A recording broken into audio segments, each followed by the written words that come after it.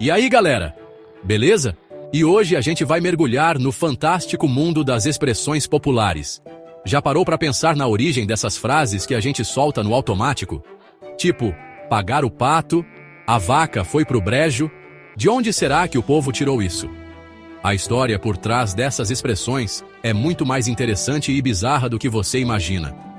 Vamos desvendar os mistérios por trás de 10 ditados populares que você com certeza já usou, mas não faz ideia de onde vieram. Preparado para essa viagem no tempo? Então aumenta o volume, coloca o fone de ouvido e se prepara para ter a sua mente explodida. E antes que eu me esqueça, já deixa o like, se inscreve no canal e ativa o sininho para não perder nenhuma notificação. Ah, e comenta qual dessas expressões você mais usa no dia a dia, combinado? Bora lá!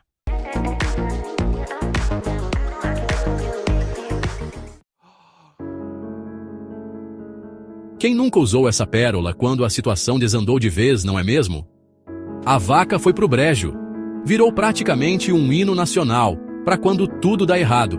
Mas por que raios usaram a pobre da vaca como símbolo do azar?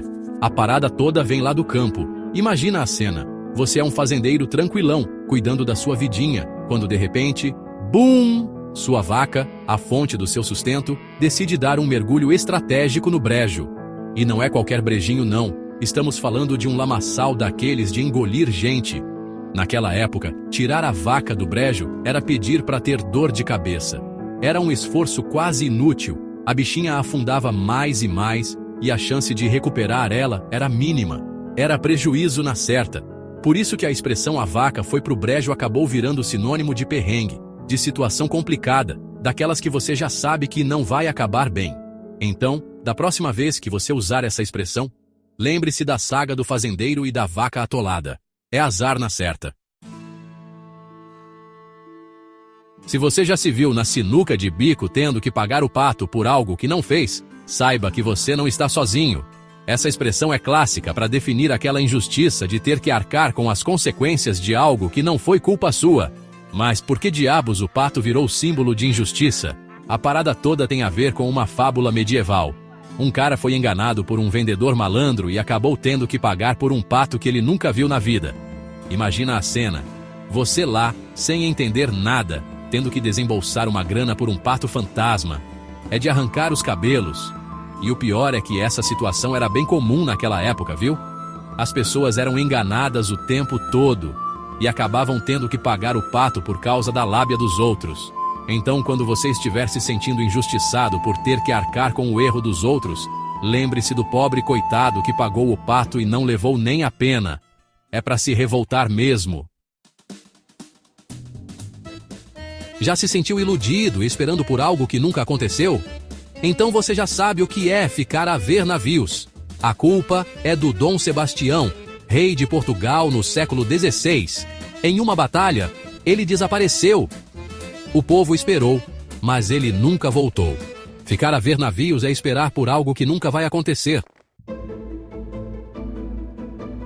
Já escapou de uma enrascada daquelas de última hora? Então você, meu amigo, foi salvo pelo gongo. Essa expressão é a definição perfeita para quando a gente escapa por um triz de uma situação complicada. E como você já deve ter imaginado, a expressão vem do mundo da porrada. Mais especificamente, do boxe. Imagina a cena. 2 lutadores se estraçalhando no ringue. Um deles já tá grogue, quase beijando a lona. A torcida vai à loucura. O juiz já tá pronto para encerrar a luta.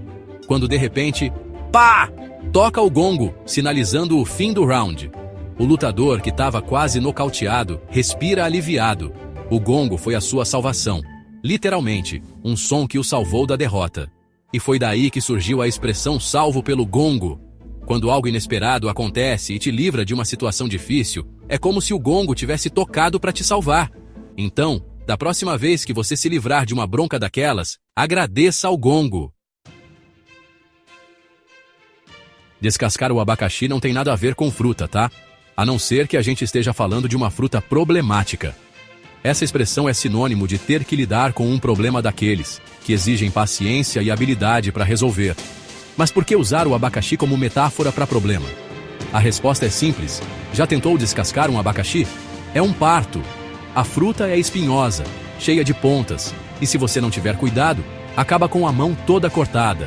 É um processo trabalhoso que exige técnica e cuidado, assim como lidar com um problema daqueles que te fazem querer arrancar os cabelos. Por isso que descascar o abacaxi virou sinônimo de encarar um desafio, de ter que se esforçar para resolver algo complicado. Então, da próxima vez que você tiver que descascar o abacaxi, lembre-se que você não está sozinho. É como se a vida tivesse te dado um abacaxi espinhoso para descascar, e cabe a você encontrar a melhor forma de fazer isso sem se machucar. Essa expressão é clássica. Quem nunca deu com os burros na água, não é mesmo? É aquele momento em que você investe tempo, energia e, de repente, fracasso total. Mas o que os burros têm a ver com isso? Para entender essa história, a gente precisa voltar no tempo. Lá no Brasil colonial, os burros eram os reis do transporte. Os caras carregavam tudo: comida, ferramentas, mercadorias.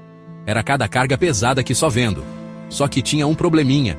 Os burros não eram muito chegados em água. Imagina a cena: um tropeiro atravessando um rio com seus burros carregados de mercadoria. De repente, um dos burros se assusta, tropeça e, plim, cai na água. E não era qualquer mergulho, era aquele tombo cinematográfico. Resultado: carga arruinada, prejuízo na certa e o coitado do tropeiro tendo que lidar com o burro molhado. Por isso, dar com os burros na água virou sinônimo de fracasso total.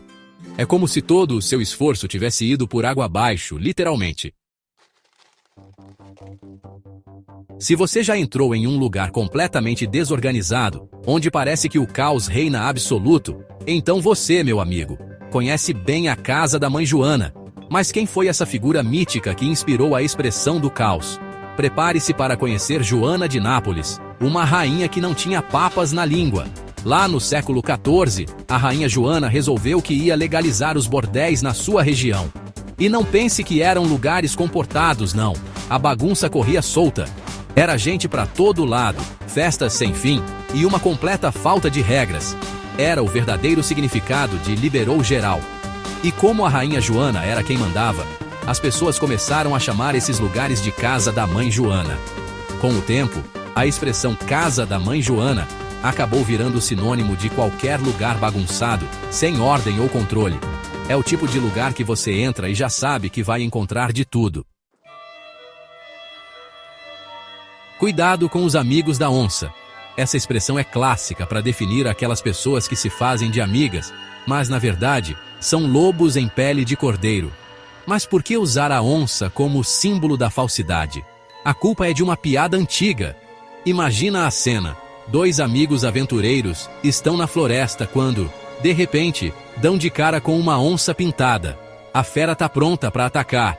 Os amigos se olham apavorados, e um deles tem a brilhante ideia de dizer: calma, fica aí que eu vou distrair a onça enquanto você escapa. É óbvio que o amigo não estava pensando em distrair onça nenhuma. Ele só queria salvar a própria pele e deixar o outro na mão. A piada fez tanto sucesso que a expressão amigo da onça acabou virando sinônimo de pessoa falsa, daquelas que te apunhalam pelas costas. Então, da próxima vez que você encontrar alguém muito prestativo, desconfie. Pode ser um amigo da onça disfarçado. Quando alguém diz que bota a mão no fogo por outra pessoa, é porque a confiança é inabalável. Mas por que usar uma prova de fogo para demonstrar confiança? Essa história vem lá da Idade Média, época em que as pessoas não tinham muito o que fazer, além de inventar provas absurdas. Naquela época, se você fosse acusado de algo e quisesse provar sua inocência, tinha que passar por uns testes nada convencionais. E um deles era, adivinha, botar a mão no fogo. Sério, a pessoa tinha que pegar um objeto quente ou colocar a mão na fogueira por alguns segundos. Se saísse ilesa, era considerada inocente. Imagina a dor e o desespero. Por sorte, essa prática bizarra caiu em desuso, mas a expressão botar a mão no fogo continuou firme e forte. Então, quando alguém disser que bota a mão no fogo por você, pode se sentir lisonjeado. É porque a pessoa confia em você mais do que a Inquisição confiava naquela prova de fogo. E aí, galera? Gostaram de conhecer as histórias por trás dessas expressões que a gente usa no dia a dia? Algumas são engraçadas, outras são bizarras, mas todas têm um contexto histórico fascinante. Afinal, a língua portuguesa é cheia de nuances e curiosidades. Agora me conta aqui nos comentários qual dessas expressões você mais usa. E não esquece de deixar o like, se inscrever no canal se ainda não for inscrito e compartilhar esse vídeo com os amigos. Assim você me ajuda a espalhar conhecimento e a gente se diverte juntos. Valeu por assistir até aqui e até a próxima aventura pelo mundo da cultura pop. Fui!